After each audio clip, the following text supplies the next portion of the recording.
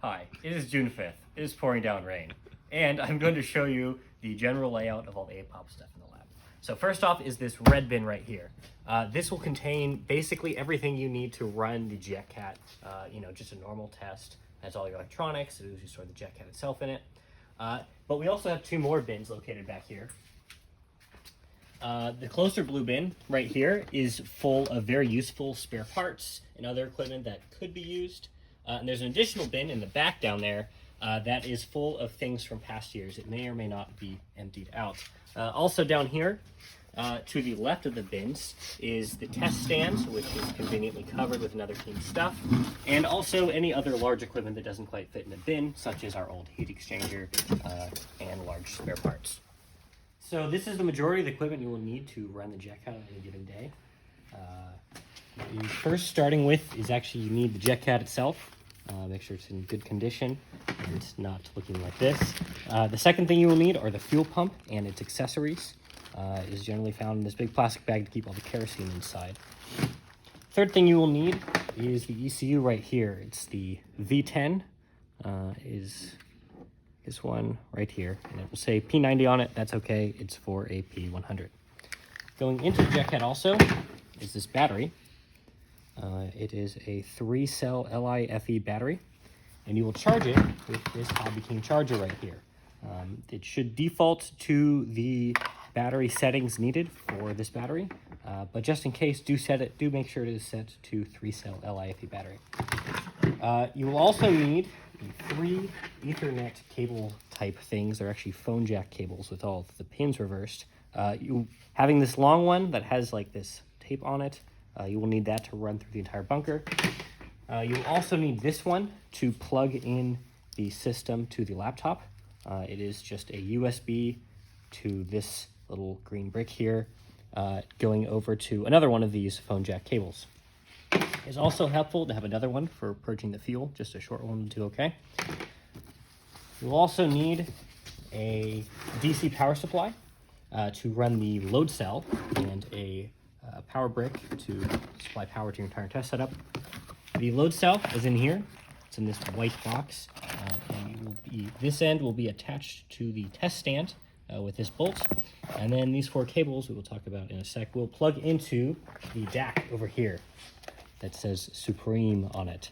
And we'll talk about that in a second. And then the final thing you will need is 2 laptops. There is a newer one and an older one. They should both say APOP on it or otherwise have a government sticker on them and their associated chargers. So the first thing that should be done before testing the Jetcat is you need to set up all the safety barriers so other teams and passerbys know not to interfere with testing and to walk into the P-Lab. So this rope here is the first barrier that you'll need. This rope can be connected to the side of the building located here on this hook, and then across the field on a post down there. The second safety barrier is located behind all the trailers and the P-Lab, the bunker, towards this creek. It's just down this path right here. And it's this fence right here. It should have a cord already there for your use. You just need to cross it off and connect these 2 links. And then the final safety barrier that you're gonna have to put up is right at the main entrance next to the office entrance as well. And it's just this cable right here. Again, this is always here. You just need to unlink it and link it to the other side like that. And now you have all your safety barriers set up. So the second thing you want to do after setting up your safety barriers is start charging your battery. This can make sure that you have a full charge for every test while you're setting everything else up. So you can just go ahead, plug the charger in. This is the charger, and there's a little charging dock. You just plug the battery from the red bin into this green port. And then this is the starting menu. This should be the settings that you need for your battery. And to start it, all you do is you hold down start. You hear this, it'll check the battery, and then it will start charging as soon as you hit enter, and then it'll show this screen and it'll start charging your battery, and it will stop automatically when it's fully charged. But just make sure this is one of the first things you do when you get into the lab. The bunker keys are located on this hook here. It has the blue fob on it, and this is the only bunker key here, and it's always going to be located on this hook for you. All right, so here's the bunker where you'll be setting up all of your tests. Have the key in that we grabbed, and you just unlock it. You take this whole thing, either put it inside or keep it hidden behind here, just to make sure you don't lose the lock and you don't lose the key. You have it all at once. And you just slide this open and open it up. And if there are other team stuff in here, it's fine, you can just work around it. But you're gonna be setting up your test stand. You always want the inlet facing inward, and you want the nozzle where all the flames and the exhaust gases are shooting out. You want that facing outside of the bunker. And it's best to move it outside of the bunker as much as you can without having it, you know, just out in the open, because there can be air starvation issues which can hinder it from running at maximum RPM. But you'll just set up your test stand out here the best you can, and you'll run all of your plumbing, all of your wiring. You'll feed it through here, and you'll do all your testing from inside here. You'll be operating the computers, GSU, and everything from inside the actual lab. So the jet fuel that we use for the Jetcat can be located in this yellow fuel cabinet. So all the APOP stuff will be labeled. We have a bunch of jugs from previous years. You'll need 2 separate containers of fuel to run the Jetcat. You can either get Jet A from Dr. Blanc, they'll be in these huge jugs here, or you can buy some just regular kerosene from like Home Depot or something. This is one that we got. And so you'll need 2 jugs to run it. And then you'll also need to mix in some turbine engine oil. You can either order it from Jetcat online, or you can buy some aeroshell from the Corvallis airport to mix in with your fuel. So to set up the test stand, you just slide this top linear sliding part on to the actual test stand, just this aluminum extrusion. And then there are these 4 locations on the corners. The test stand will be wobbly at first when you try to set it up, but once you get these bolts screwed in, then it will be sturdy and you shouldn't have a problem. Yeah, and we just have 4 that you screw in, and then it will be sturdy and good to go. The load cell, similarly, you just screw it in through the back here. You just have a bolt that goes in through the back, and it screws directly into the load cell, and then that should be your entire test stand setup. So you'll take your Jetcat and you will put it into the test stand like so. It's sized such that the center groove here is underneath this thin metal bracket that is secured on with 4 Allen keys here and here. So you want to secure that in tight.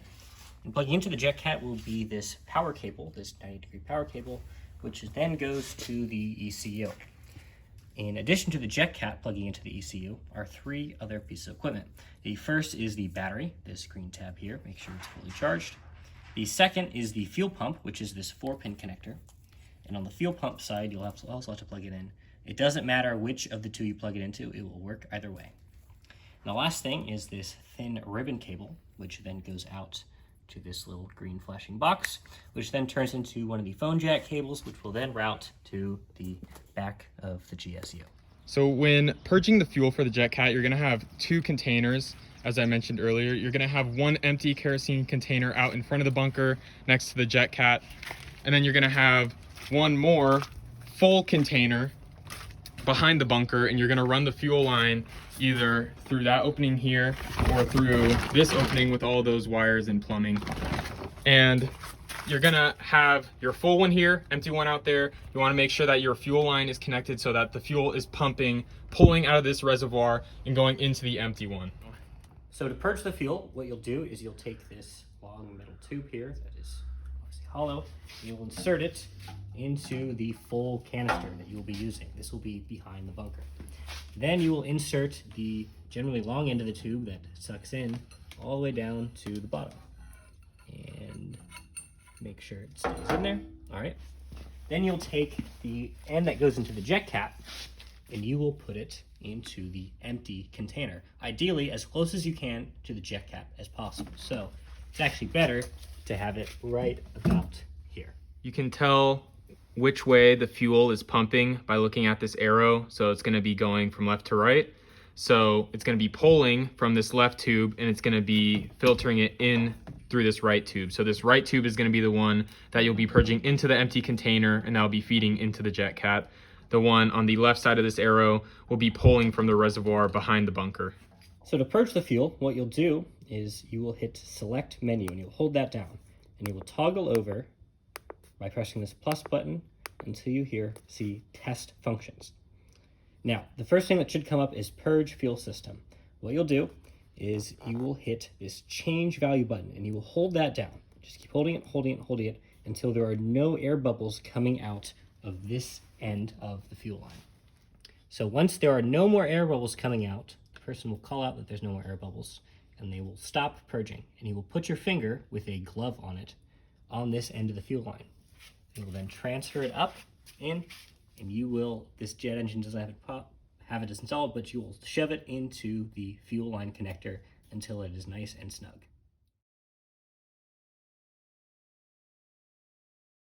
So on the computer side of things, this is how you will have it set up.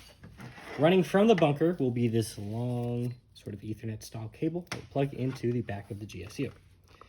Also plugged into the back of the GSU will be this black cable, the shorter one, that will run to this green box that will then plug into via USB the older laptop. In addition, from the bunker, you will also have running this black cable from the strain gauge. On the end of the strain gauge, there will be 4 different wires. The red and black one will plug into, correspondingly, the red and black alligator clips that are plugged into this DC power supply. The green and white cables are plugged into the analog in 1L and 1H, low and high, on the DAC. And you can plug those in by loosening these little flat screws, pushing the cable in with metal exposed, and then clamping them down. To operate the power supply, simply press in this large button until the screen turns on, and then press the on-off button. It will go from this setup here, where it says 10 volts at 0.5 amps. When you press on, it should drop down to about 0.02 amps, just about. So in order to get the DAC to work, you will plug it into the USB port that says DAC on it and click on this program. It should pop up this menu real quick, and then it will have this one. The first thing you're going to want to do is get rid of this simulated. This is a fake DAC. It will give you bad data. To do that, you will click View, and Active Devices, and you'll see there will be 3 devices listed. You will uncheck this one and check in the one that has a serial number associated with it. It will usually be called Personal DAC 56. Now, if it does not show up, the 3 things you can do are try a different USB port, make sure the laptop has power from the power main, and also you can restart the computer. Doing any of those things or all 3 of those things will probably get it to show up.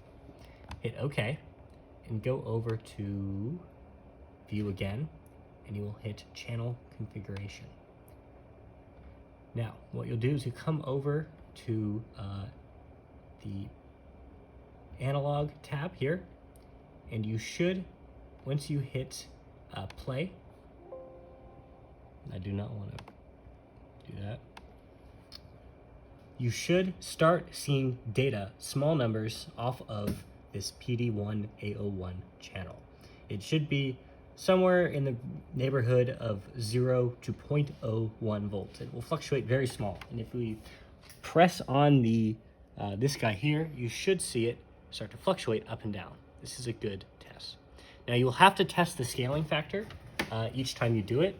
The easiest way to do this is to put a weight on the load cell, or you can consult the manual, the documentation for this to determine the proper voltage to pound reading. When you're done testing, you can hit stop, disable. We close that. And to actually start collecting data, first you'll want to hit data destination configuration.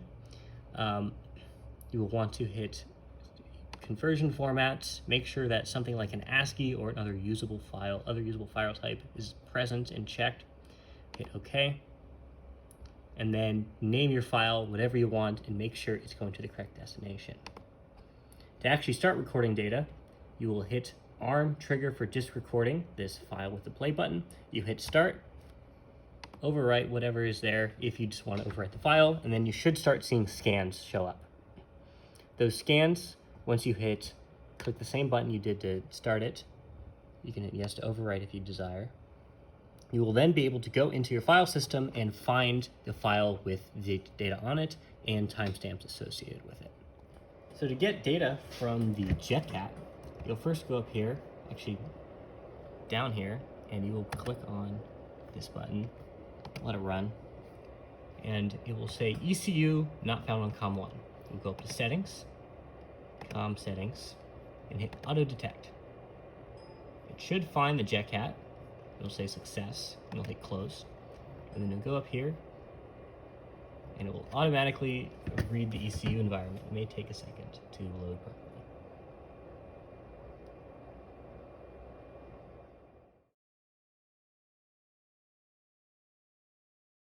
So to run the Jetcat, you will need the GSU in your hand, and it will be plugged into two places. One cable, doesn't matter on which side, will be going to the Jetcat, and the other will be going to the computer. Now, you'll want to toggle over to Run Menu by pressing and hold the Select menu and changing the plus and minus buttons until you get to Run Menu. Now, on your main screen here, the things to note are at the top left, you will see the temperature, which should be a reasonable value. In the bottom left, this is your battery voltage. And up here, this 0.0 is your RPMs. Now, all of these things should be what a good number. This will be around 10. This should be around 10 to 20 degrees Celsius, and this should be 0. If any of these things are wrong, you probably have an issue. Chiefly, if this temperature value is rating 3x's or otherwise an erroneous value, you will probably have to change out your EGT sensor on the engine. But assuming all this is good, to actually run the engine, simply press and hold set, and then press and hold spool. If it's working properly, which it is not, first you will see preheat 1, and then you will see preheat 2, and then you will hear ignition. Do not let go of the set or spool button the entire time. Simply keep holding on to them until the engine has passed the ignition phase. To adjust the RPMs, simply hold down the spool button and bring the RPMs up or down with the plus or minus button in 1,000 RPM increments. It will start at about 44,000, and you can safely take it up to 154,000. To turn off the engine, it's recommended that you spool the engine down slowly, as you should also take it up slowly to 154, but take it back down slowly down to about 44 or 50,000. And to actually shut it off, simply press and hold the set and spool button at the same time until it turns off.